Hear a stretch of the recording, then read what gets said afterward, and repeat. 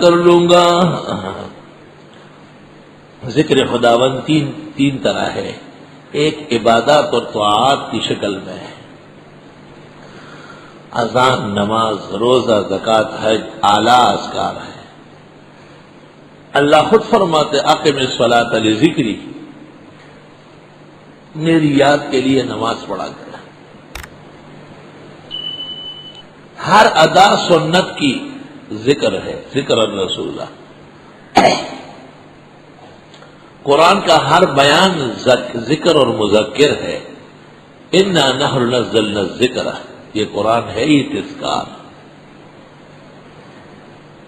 اور ذکر سے مراد اوقات مختلفہ میں مختلف اورات، کھانے کھاتے وقت اور طریقہ، قضاء حاجت کے لیے جاتے اور طریقہ، آتے اور طریقہ، بستر پر پہنچ کے اور طریقہ، نماز پڑھنے کا اور طریقہ، اور کلمات مقرر ہے۔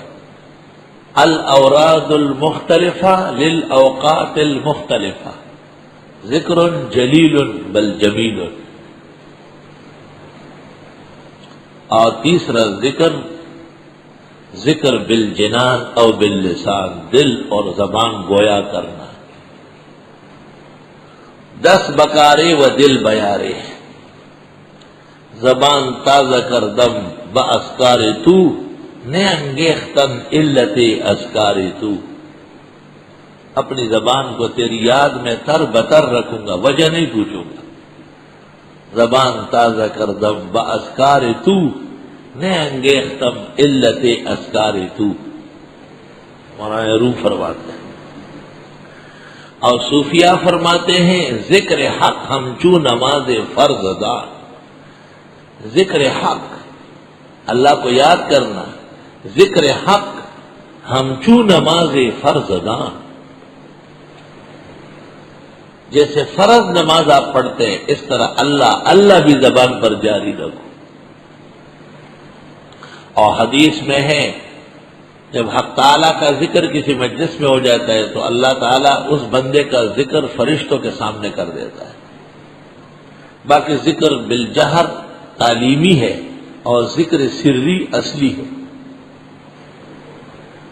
امام اعظم ابو حنیفہ کا قاعدہ قاضی خان میں اور ہندی جلد اول زلۃ القاری میں موجود ہے، الاصل فی الدعوات والاذکار التسریہ، اصل ذکر و دعا میں آہستگی ہے، اور بزازیہ میں ہے ولا یجہر بالدعاء الا احیانا تعلیما، کبھی کبھی لوگوں کو ترغیب تشویق کے لیے کچھ کلمات اٹھائے جائے یا ضرورت داعیہ کی وجہ سے۔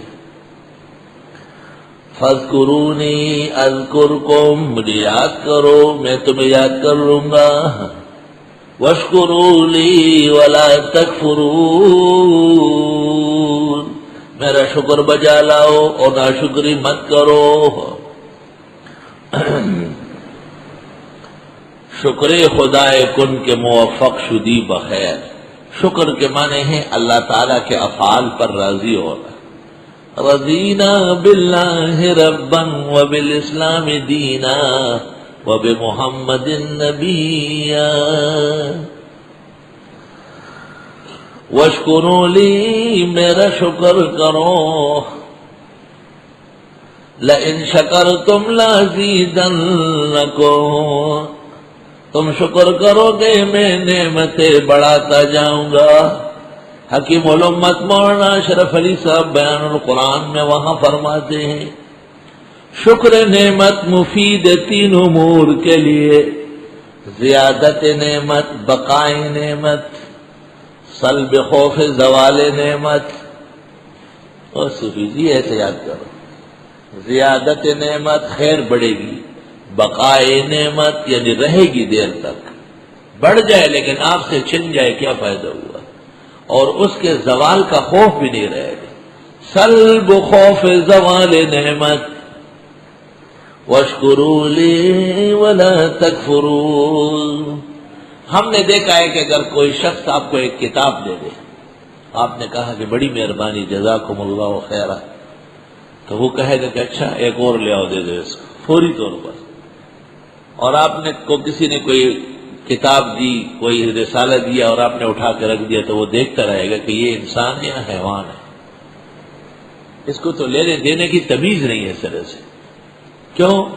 شکر آپ نے زبان پر ادا نہیں کیا۔ اور حدیث میں ہے لم یشکر اللہ من لم یشکر الناس، جو لوگوں کا شکر نہیں کرتا وہ اللہ کا کیا کرے گا۔ اللہ تعالیٰ کے شکر کے لیے تو بڑی صداقت، بڑی دقاقت، بڑا اخلاص، اور بندہ تو چند جملوں سے رضامند ہو جاتا ہے۔ فاذکرونی اذکرکم واشکروا لی ولا تکفرون۔ قرآن کریم کے اندر ذکر کی زیادت بھی مطلوب ہے۔ یا ایھا الذین آمنوا اذکروا اللہ ذکرا کثیرا، اے ایمان والو اللہ کا ذکر کرو بہت زیادہ۔ ذکر میں زیادت مطلوب ہے،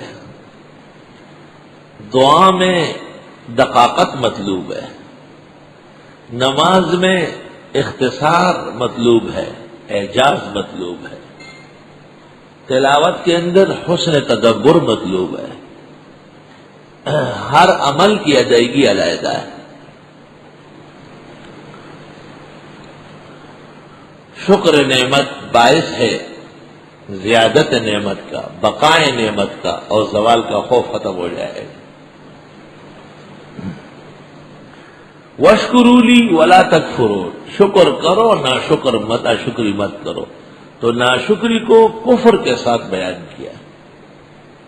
علماء لکھتے ہیں کہ کفر کبھی کبھی مخرج عن الملہ ہوتا ہے اور کبھی مخرج عن النعمہ ہوتا ہے۔ شکر احیانا یکون، الکفر احیانا یکون، یعنی یطلق علی الخروج من الملہ، تو اس کو کفر اصطلاحی کہیں گے، ضد الاسلام۔ اور کبھی کبھی کفر کا لفظ اخراج عن النعمہ، نعمتوں سے باہر ہو رہا ہے، خدا کی نعمتیں مان نہیں رہا ہے، شکر نہیں جانتا۔ علماء نے درمیان میں وجہ قرب لکھا ہے، رابطہ،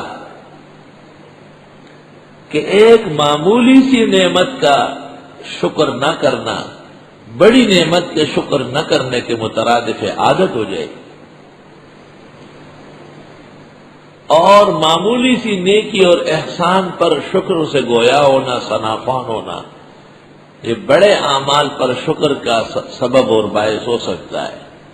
تو جو شخص آج چھوٹی نعمت کا نہ شکر ہوا کل بڑی کا ہو جائے گا۔ اس لیے کفر ضد شکر بھی ہے اور کفر ضد اسلام بھی ہے، ضد ایمان بھی ہے۔